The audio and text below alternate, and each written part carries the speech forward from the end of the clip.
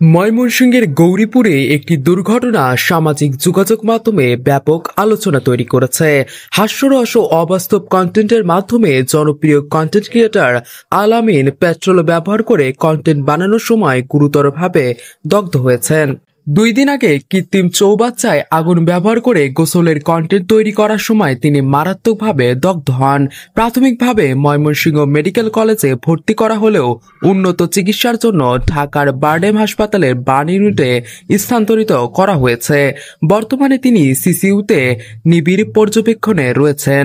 স্থানীয় সূত্র জানায়, গত শুক্রবার সকালে দরিয়াপুর ইটখোলার মোড় সংলগ্ন একটি চৌবাচ্চায় মাচা তৈরি করে আলামিন আগুনের মধ্যে গোসলের দৃশ্য ধারণ করার চেষ্টা করছিলেন। ভিডিওতে দেখা যায় তিনি চৌবাচ্চার পানিতে পেট্রোল ঢেলে আগুন জ্বালিয়ে কন্টেন্ট তৈরি করছিলেন। নির্ধারিত পরিমাণের বেশি পেট্রোল ব্যবহার করা হওয়ায় আগুন নিয়ন্ত্রণের বাইরে চলে যায় এবং তার শরীরের প্রায় 35 থেকে 40% দগ্ধ হয়।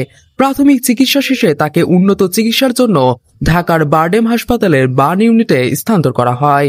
বর্তমানে তার অবস্থা সংকটজনক। কন্টেন্ট ধারাভাষ্যকার আজাদ হোসেন জনি জানিয়েছেন, চিকিৎসকরা তার জীবন রক্ষায় সর্বাত্মক চেষ্টা করছেন। আলামিনের সহকারী সুবল চন্দ্র অধিকারী দেশবাসীর কাছে তার দ্রুত আরোগ্যের জন্য দোয়া চেয়েছেন। সামাজিক মাধ্যমে এই দুর্ঘটনার খবর ছড়িয়ে পড়েছে এবং অনেকে তার সুস্থতার জন্য প্রার্থনা করছেন।